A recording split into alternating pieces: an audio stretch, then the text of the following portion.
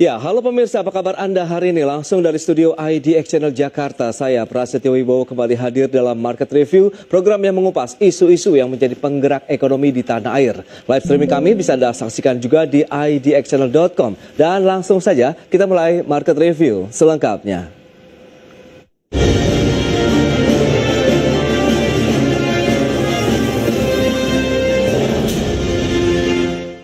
Presiden Prabowo Subianto saat ini tengah menghadiri konferensi tingkat tinggi BRICS di Brazil, di mana Presiden akan menyuarakan sikap dan posisi Indonesia sebagai bridge builder dalam berbagai isu global dan upaya kolektif di tengah dinamika global yang semakin tidak menentu.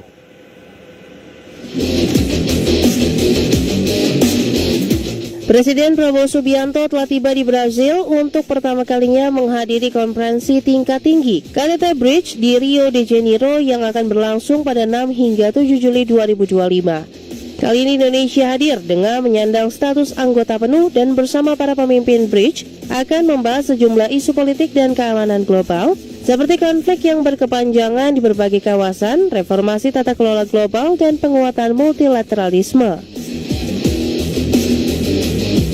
Para pemimpin BRICS juga akan membahas permasalahan dan peluang kerjasama ekonomi, keuangan, serta isu lain seperti tata kelola artificial intelligence atau AI, lingkungan dan aksi iklim, serta kesehatan global. Sementara itu, Presiden Prabowo akan menggunakan KTT Bridge ini untuk menyuarakan sikap dan posisi Indonesia sebagai bridge builder dalam berbagai isu global dan upaya kolektif di tengah situasi dunia yang semakin tidak menentu. Lantas sejauh mana forum KTT Bridge bisa memberikan dampak positif bagi perekonomian Indonesia? Simak ulasan selengkapnya sesaat lagi. Dari Jakarta, Rarjo Patmo, IDX Channel. Ya, pemirsa, untuk membahas tema kita kali ini, menilik manfaat keanggotaan penuh Indonesia dalam BRICS, kita sudah tersambung melalui Zoom bersama dengan Ibu Hosiana Evelita Situmorang, ekonom PT Bank Danamon Indonesia Tbk. Halo, Bu Hosiana, apa kabar? Ya, halo Pak.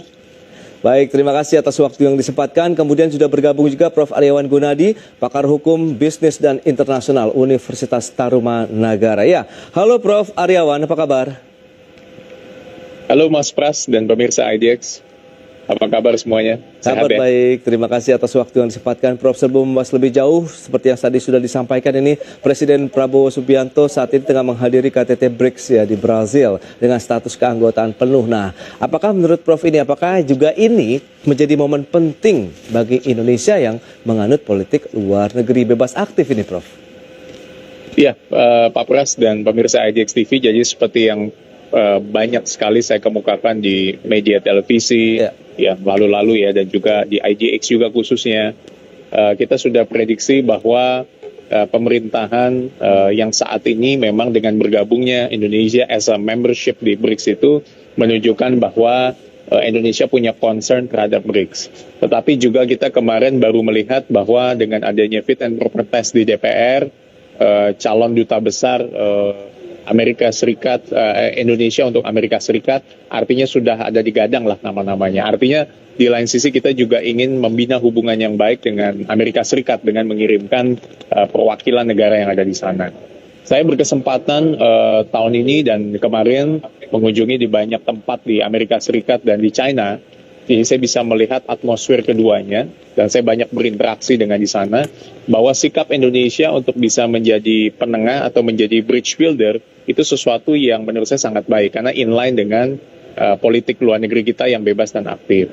Tetapi memang tidak bisa dipungkiri bahwa kecenderungan kita untuk bisa bergabung ke dalam BRICS dan mengimplementasikan kebijakan-kebijakan yang ada di BRICS tentu menjadi sorotan karena memang kita akan mengimplementasikan kebijakan yang BRICS itu sudah lakukan, baik dengan Brasil, Rusia, India, China, South Africa, dan sebagainya. Apalagi kunjungan Pak Presiden ini cukup maraton nih Pak Pras, yaitu ke Brasil, lalu kemarin ke Rusia, dan ada ke beberapa tempat lainnya, artinya memang kecenderungannya akan ke sana. Yang pasti ini mesti dijaga aja, komitmen Indonesia untuk menjaga politik luar negeri bebas dan aktif harus selalu dijaga. Walaupun kalau kita lihat dari GDP, pendapatan per kapita dari neraca ekspor import, memang kita ke China cukup besar ya. Artinya dengan negara-negara seperti di China dan beberapa negara di timur, cukup besar kita untuk neraca dagangnya gitu. Tapi artinya bukan kita juga ingin menghindari apa yang sudah dijajaki selama ini dengan Amerika Serikat, walaupun kita lagi dalam masa tunggu untuk negosiasi tarif nih. Yes. Yang diharapkan bisa turun. Tetapi kan Indonesia juga memainkan peran di sini kalau saya lihat. Jadi walaupun dia bargaining dengan Amerika Serikat, tetapi jangan salah nih, kita juga dekat dengan negara BRICS gitu, sehingga dia bermain peran lah secara hubungan internasional. Begitu Pak Pras. Baik, ini menarik untuk dianalisis begitu ya Prof. Nah, Bu Hoziana, lantas bagaimana di sisi ekonomi melihat begitu, bagaimana Indonesia sudah menjadi anggota penuh BRICS dengan banyak bergabung juga di sejumlah organisasi ekonomi global lainnya, Bu Hoziana? Ya, sebenarnya kalau dari sisi ekonomi yang kita harapkan adalah dari sisi investasi langsung ya. Tapi kalau kita berbicara sebenarnya hubungan dengan perekonomian luar, biasanya kan itu menyangkut dari neraca perdagangan dan juga dari investasi langsung, dan nanti ujungnya adalah bagaimana sebenarnya kan yang juga diamati adalah potensi de-dolarisasi gitu ya. Makanya banyak negara-negara yang akhirnya membentuk fragmen-fragmen dengan regional maupun bilateral gitu. Dan namun sebenarnya yang menarik adalah kalau misalnya dari sisi ekonomi, kalau kita lihat secara realistis sebenarnya belum yang terlalu signifikan ada implikasinya. Mengapa? Karena kalau kita lihat dari neraca perdagangan, kita sendiri pun cenderung masih defisit. Kita tahu salah satu negara BRICS ada China, di mana si China ini kan major partner untuk Indonesia dan kita mengalami defisit. Sementara untuk negara lainnya kita belum memiliki neraca perdagangan yang cukup signifikan untuk bisa meng-counter misalnya negara-negara yang saat ini sudah memegang, misalnya seperti ASEAN, Eropa, Jepang, maupun juga US. Dan selanjutnya kalau kita lihat dari sisi foreign direct investment, yang menarik memang si China ini juga merupakan salah satu negara terbesar untuk foreign direct. Nah, kalau kita lihat dampak dari BRICS ini, kita kan tahu juga kalau misalnya kalau dari sisi bilateral perdagangan, regional maupun juga investasi langsung, itu sudah terjalin gitu. Nah, selanjutnya apa nilai lebih yang ditawarkan dengan keanggotaan Indonesia masuk ke BRICS? Mungkin kalau dari sisi ekonomi belum terlalu signifikan, cuma mungkin ini adalah suatu tadi seperti dimention oleh Prof sendiri, ini ya suatu ibaratnya woro-woro lah yang positif gitu di global. Karena kan sebenarnya PR kita selanjutnya adalah untuk bergabung ke OECD. Itu mungkin yang sisi positifnya. Tapi kalau kita mau lihat valuasi secara ekonominya sih sejauh ini sih belum terlalu signifikan sih dampaknya. Isu terkait dengan ya Indonesia sebagai bridge builder sendiri seperti apa begitu dalam menyikapi isu global, upaya kolektif juga di tengah situasi dunia yang juga tidak menentu saat ini, Bu Hoziana? Ya, halo.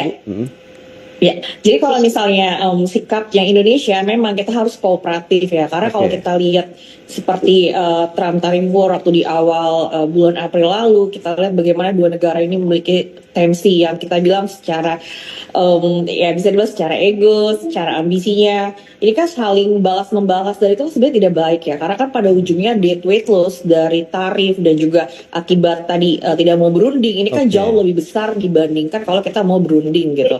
Dan kita lihat sikapnya Indonesia seperti Pak Presiden yang saat ini sedang melakukan kunjungan tadi dan juga menunjukkan itikat baik dan juga membawa kontribusi lah nanti ke BRICS, ini jadi indikasi ada resiprokal gitu, karena bagaimanapun ya tadi kebijakan politik yang baik, maksudnya yang mau berunding itu cenderung lebih menguntungkan gitu kalau kita lihat. Baik, lantas apakah ajang KTT BRICS ini juga akhirnya bisa memperkuat posisi Indonesia dalam kancah global? Kita akan bahas lebih jauh lagi di segmen berikutnya. Prof Aryawan dan juga Bu Hoziana, kita akan jeda dulu sebentar. Pemirsa, tetaplah bersama kami.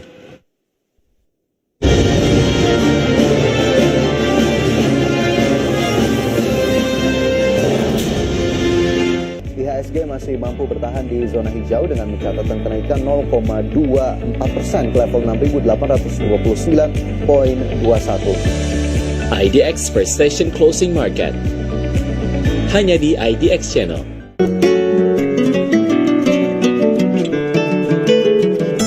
Emiten pertambangan nikel memutuskan untuk melanjutkan pembelian kembali atau buyback saham dari tahap 1 ke tahap 2 dengan nilai sebesar 1 triliun rupiah.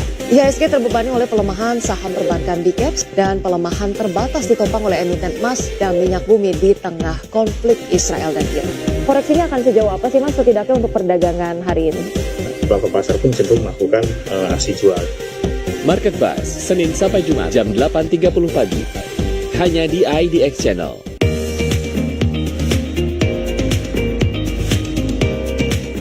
Kumpulan berita ekonomi pilihan IDX Channel.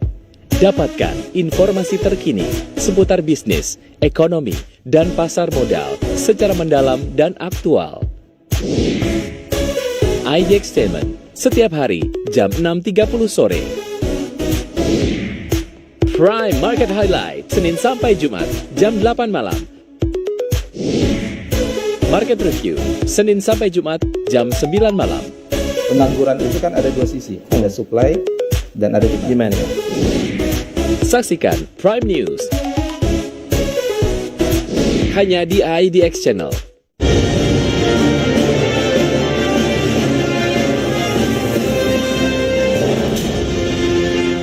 Ya, terima kasih Anda masih bergabung bersama kami dalam Market Review, pemirsa, dan berikut ini kami sampaikan data untuk Anda terkait dengan kegiatan KTT BRICS di Brazil itu apa saja. Dalam 2 hari terakhir ada pleno pertama, pleno kedua, begitu di mana pleno pertama membahas terkait dengan peace and security dan juga reform of global serta governance. Dan pleno kedua strengthening multilateralism, kemudian economic financial affairs dan juga artificial intelligence. Kemudian di hari kedua membahas isu environment, kemudian COP30 and global health.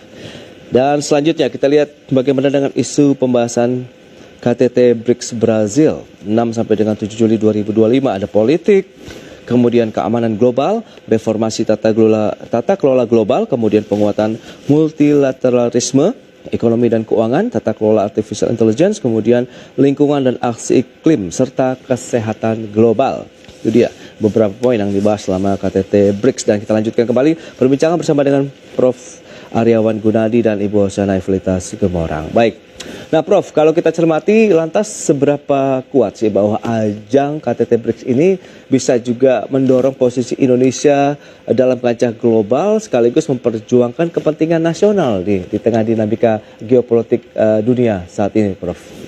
Iya, Pak Pras. Jadi kalau dilihat dengan Indonesia pengalaman menjadi presidensi G20 di tahun-tahun sebelumnya, dan kita juga pernah menjadi ketua ASEAN, artinya BRICS ini sebetulnya program yang kita sudah tindak lanjuti sejak periode yang lalu sebelum Presiden Pak Prabowo.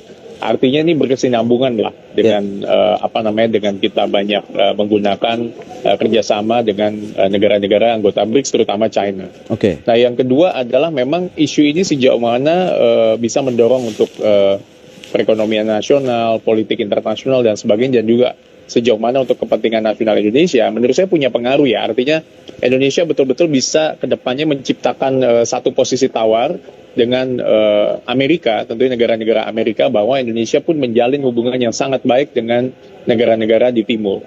Sebagai contoh adalah kita ini kan juga banyak berhubungan dengan IMF, dengan World Bank. Nanti dengan sekarang kan ada bank lagi, yaitu New Development Bank, yang notabene adalah punya link juga dengan negara-negara anggota BRICS. Artinya kita punya option gitu, tidak hanya mengandalkan loan dari 1-2 bank yang memang dikuasai oleh beberapa negara, tetapi kita juga punya gambaran lain. Nah, sebagai contoh kan masalah NDB ini kan beberapa waktu yang lalu kan sudah ditemui ya presidennya oleh Pak Prabowo, dan tentu akan ada kerjasama lanjutan. Walaupun kita dengan IMF dan World Bank juga tetap bekerja sama. Kedua adalah masalah QRIS, ya kan? Kita sempat disorot karena QRIS kita kan expand kemana-mana. Tentu saya nggak tahu sejauh mana akan bersinggungan dengan Visa, dengan Mastercard dan sebagainya. Artinya kita diberikan pilihan untuk melakukan alat pembayaran. Tentu kan konsumen di Indonesia kan, masyarakat kan pasti menginginkan mana yang lebih oke kan, dari sisi tax-nya, dari sisi sales-nya, dan diberikan pilihan untuk menggunakan yang lainnya. Artinya kesemuanya itu akan bisa mendukung perekonomian nasional, dan kesemuanya itu akan juga bisa mendukung Indonesia. Dari sisi makro ya, hubungan dagang internasional, ya kan tentu hubungan dengan anggota BRICS akan meningkatkan diversifikasi yang biasanya kita melakukan ekspor ke beberapa negara tertentu. Ya kan kita sekarang bisa menjalin dengan Brasil, dengan China, dengan India, dengan Afrika, ya kan, dan kita bisa diversifikasi baik kelapa sawit kita, nikel kita, teknologi kita, ataupun hal-hal yang bersifat sumber daya alam. Nah, itu yang artinya bisa diversifikasi tidak hanya 1-2 negara. Apalagi Pak Pras, dengan adanya perang Iran dengan Israel yang lalu. Ini kan dengan nanti ditutupnya Selat Hormuz kan akan berdampak kemana-mana nih. Nah ini yang kita harapkan bahwa Indonesia harus menjalin kemitraan dengan banyak tempat. Dan kali ini Pak Presiden Prabowo turun langsung di KTT BRICS ini dengan tujuan sebetulnya bekerja sama dengan beberapa item yang tadi di bidang politik, keamanan, AI dan sebagainya, teknologi, maupun isu-isu yang berkaitan dengan multilateralism. Demikian Pak Pras. Baik, Prof. Nah, Bu Hoshana, lantas kalau kita lihat dari sisi keekonomiannya sendiri, seberapa efektif juga kalau memang ini untuk bisa menjaga perekonomian nasional? Ingat Anda katakan defisit kita masih ke China juga cukup besar. Kemudian apakah diversifikasi benar-benar ini menjadi game changer juga nih bagi ekonomi Indonesia di tengah kondisi global tadi? Sementara di satu sisi kan kita juga masih menantikan bagaimana upaya negosiasi dengan tarif resiprokal yang diinisiasi oleh Amerika Serikat sendiri, Bu Hoshana. Iya, jadi yang diharapkan memang, jadi gini Pak, kalau misalnya kita lihat tujuannya tadi secara diplomasi, itu sangat positif ya, karena kita harus menjalin kemitraan yang cukup luas untuk berdiversifikasi, itu setuju. Tapi kalau kita lihat lagi secara konteks misalnya dari apa yang sudah berjalan, kita lihat mungkin ini di jangka menengah gitu ya, dan juga untuk nanti di jangka panjang ini adalah suatu lompatan yang baik gitu. Karena kalau misalnya nanti misalnya yang sudah terjadi dengan negara-negara ASEAN dan juga beberapa negara selain ASEAN adalah misalnya kayak di local currency settlement, artinya kita bisa melakukan bilateral trade itu dengan masing-masing mata uangnya yang disepakati ya, either mata uang rupiah atau negara yang menjadi partner dagang kita. Nah kalau misalnya hal ini menjadi semakin di-emphasize di dalam BRICS ini, mungkin ini di jangka pendek ya, kalau kita katakan di jangka pendek, ini bisa menjadi tantangan karena tadi kita masih mengalami surplus secara posisi current account dan secara cadangan devisa dan juga trade balance itu masih dalam mata uang US dollar. Sementara kalau misalnya nanti kita juga tidak bisa mengimbangi menjadi eksportir yang memainkan peran yang signifikan di dalam BRICS ini, artinya kita jadinya bisa defisit ke negara-negara dengan anggota BRICS tersebut. Itu yang mungkin menjadi tantangan di jangka pendek. Tapi kalau misalnya kita katakan untuk diversifikasi ekspor, misalnya kayak seperti Brazil, kalau kita lihat di dalam belakangan ini ya, secara surplus kita mengalami peningkatan gitu. Dan juga tepat juga yang perlu juga dicermati selanjutnya nanti adalah bagaimana secara mekanisme, karena di dalam perdagangan sendiri ada teori yang namanya gravitasi. Artinya kita melakukan partner dagang cenderung dari yang paling dekat sendiri gitu, which is itu masih di kawasan ASEAN dan Asia. Sementara kalau kita lihat dengan BRICS ini itu kayak ada South Africa dan juga beberapa negara yang mungkin secara gravitasi tidak terlalu dekat dengan Indonesia. Ini juga yang nanti perlu lebih spesifikkan lagi apa yang menjadi keuntungan mutual untuk kedua belah pihak maupun juga tadi secara kerjasama di BRICS ini. Mungkin secara detailnya kita juga masih terus mengakses. Cuma kalau misalnya kita mau berbicara secara sektor, ini cukup baik ya, tadi seperti misalnya ada AI, ada teknologi, di mana kalau kita lihat negara-negara anggota BRICS ini sudah cukup advance gitu untuk bisa melakukan tadi transfer knowledge ataupun teknologi untuk dibawa balik ke Indonesia. Baik, nah kita akan seperti apa melihat begitu kekuatan dari ekonomi negara-negara anggota BRICS ini yang mungkin nanti bisa menimbulkan kerjasama yang positif. Tadi ada foreign direct investment ke Indonesia, kemudian bisa mendorong lagi kinerja ekspor Indonesia. Kita akan bahas lebih jauh di segmen berikutnya. Kita akan jeda dulu sebentar ya, dan pemirsa kami akan segera kembali usai pariwara berikut ini.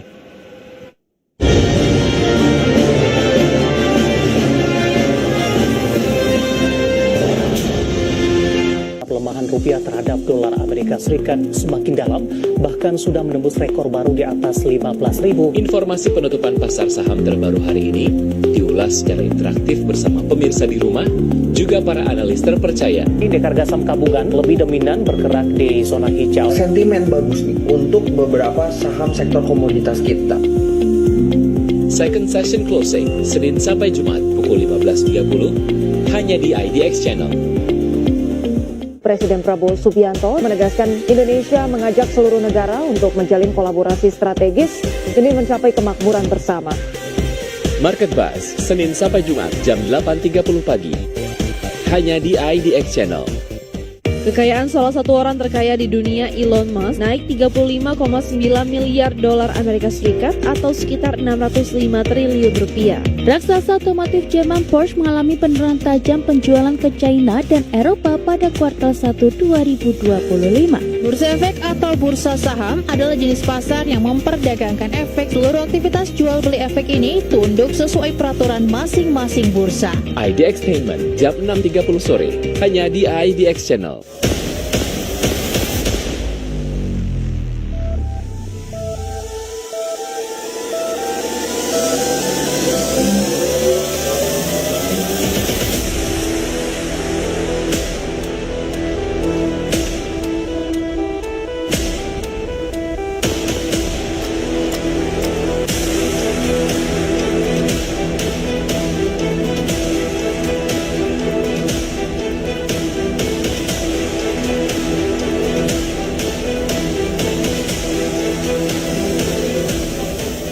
Prime Market Highlight, Senin sampai Jumat, jam 8 malam. Hanya di IDX Channel.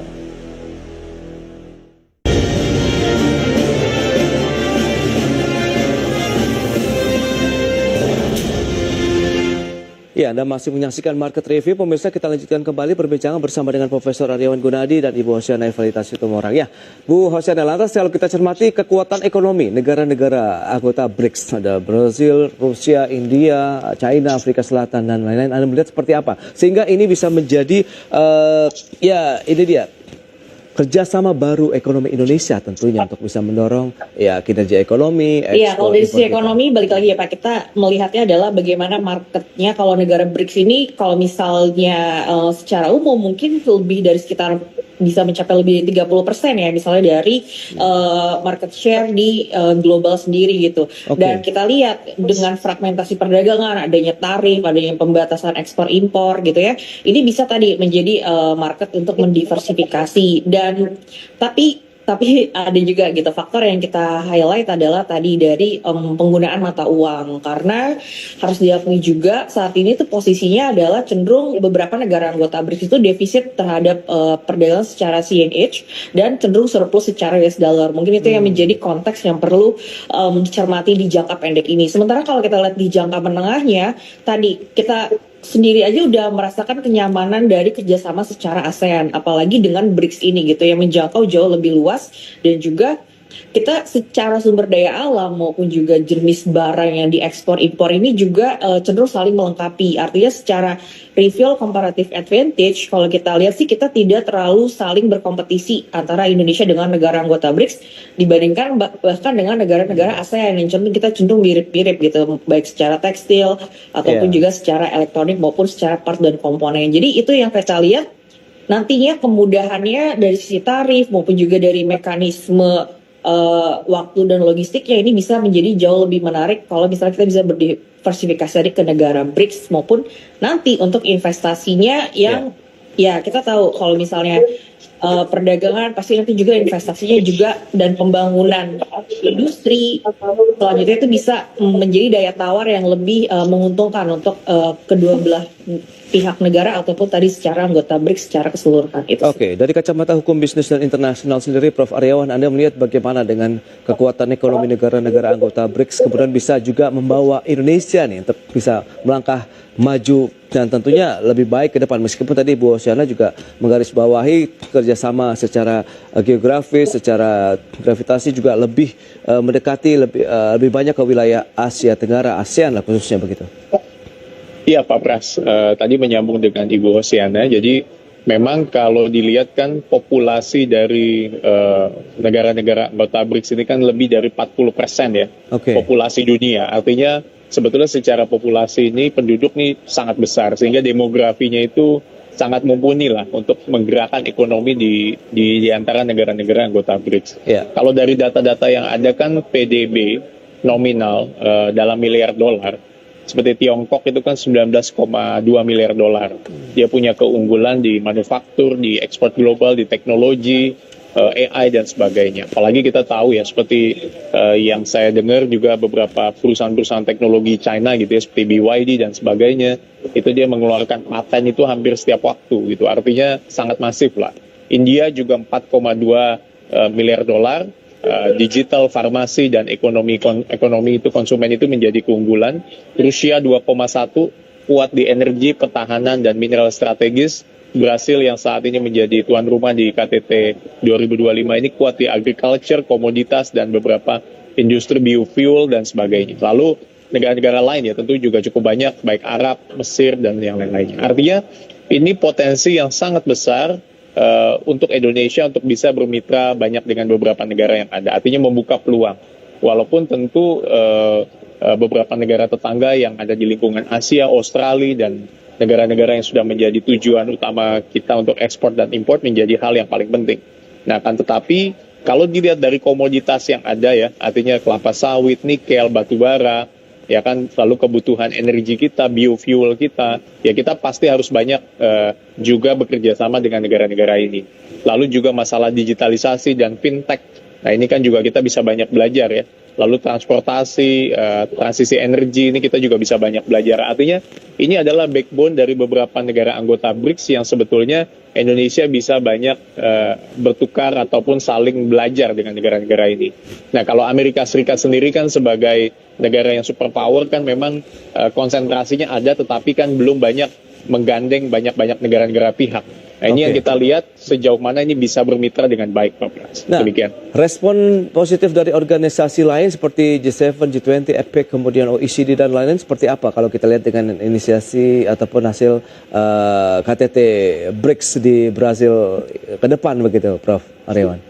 Iya, artinya memang kalau dari kita lihat bahwa kemarin kan Pak Prabowo di statementnya di Rusia kan menyampaikan bahwa artinya bukannya dia tidak hadir di G7 atau G20, kenapa dia hadir di Rusia, tapi karena dia menyampaikan bahwa karena Rusia yang telah mengundang di acara ini, artinya dia tetaplah membalance kedua belah pihak. Nah, respon beberapa negara kan tentu jelas gitu ya, artinya kalau dari Amerika Serikat waktu itu pernah sedikit me-warning bahwa negara-negara yang menjadi anggota BRICS akan menjadi target untuk tarifnya dia, dan itu benar-benar dilaksanakan oleh Trump. Nah, Indonesia termasuk ikutan lah pada waktu itu karena ikut menjadi membership dan ikut mendukung di BRICS. Akan tetapi kalau kita bisa lihat bahwa ketika tim kita dikirim untuk melakukan negosiasi dengan Amerika, ya kita harus tahu bahwa Amerika juga beberapa memiliki proyek yang cukup banyak dengan Indonesia. Artinya kita saling mutual dan saling bergantung. Nah, ini yang harus disampaikan ke pihak Amerika, bahwa artinya kita negosiasi baik secara bilateral, regional, dan multilateral. Dan Indonesia kan juga sebagai bagian dari ASEAN juga bekerja sama banyak dengan negara-negara anggota G7 dan G20. Apalagi kita bekas sebagai presiden beberapa tahun yang lalu, bekas sebagai ketua. Nah, artinya kita tetap menjalin hubungan dengan yang ada. Nah, negara-negara ini kan kecenderungan sekarang itu membuat banyak fenomenanya kan membuat union-union. Seperti G7, G20, lalu ada lagi BRICS, dan ada lagi beberapa negara-negara lain yang membentuk union-union yang ada. Ada Trans-Pacific Partnership dan sebagainya, SEPA. Nah, union-union inilah menurut saya negara yang bisa bekerja sama bermitra dengan banyak pihak dan bisa saling menggandeng. Nah, itu yang menurut saya yang akan maju. Nah, Indonesia tetap harus menjalin hubungan dengan G7, G20, dan beberapa negara yang ada. Itu saran saya. Baik, Prof. Nah, Bu Hoshana, lantas seberapa jauh Anda melihat begitu ya Indonesia, begitu ekonomi Indonesia khususnya dengan keanggotaan penuh di BRICS ke depannya? Ya, pasti sih kalau kita lihat kalau dengan sikap Indonesia yang membuka diri dan juga mau gitu untuk bergabung secara kerjasama multilateral, ini indikasi yang positif gitu. Walaupun memang kita mengharapkan untuk hasilnya nggak bisa yang kecenderungannya sih di jangka pendek ini masih ada tantangan. Cuma tadi ini suatu backbone yang baik gitu untuk di jangka menengah dan jangka ke depannya. Baik, itu dia. Berarti memang optimisme tengah dibangun juga oleh pemerintah begitu dengan menjalin kerjasama dengan banyak negara sehingga akan memberikan banyak peluang juga kita untuk menjalin kerjasama ekonomi dengan negara-negara lain di dunia ini. Baik, sayang sekali waktu terbatas, Prof. Aryawan, Ibu Hoshana, terima kasih banyak atas informasi, update, dan juga insight yang sudah diberikan kepada pemirsa pada hari ini. Selamat melanjutkan aktivitas Anda kembali. Salam sehat, sampai berjumpa kembali, Prof. Aryawan, Ibu Hoshana. Terima kasih. Terima kasih semuanya. Ya, pemirsa, jangan beranjak dari tempat Anda.